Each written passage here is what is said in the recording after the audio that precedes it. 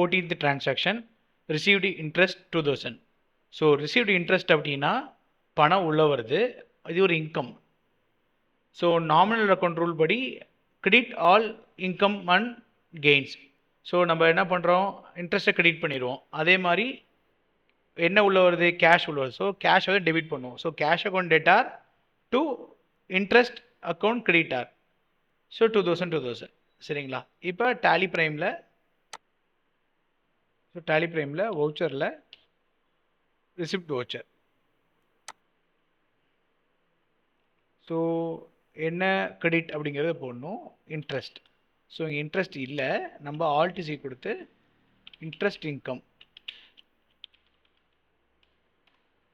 இது என்னது, indirect income.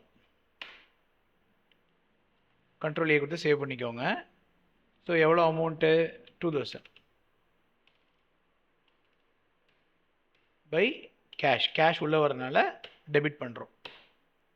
Being interest received by cash.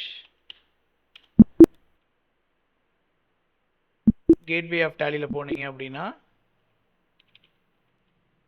டே புக்கில் அந்த இன்ட்ரெஸ்ட் இன்கம் இருக்கும். ஸோ இதான் அந்த என்ட்ரி. வாங்க நெக்ஸ்ட் என்ட்ரி போடும். தேங்க்யூ.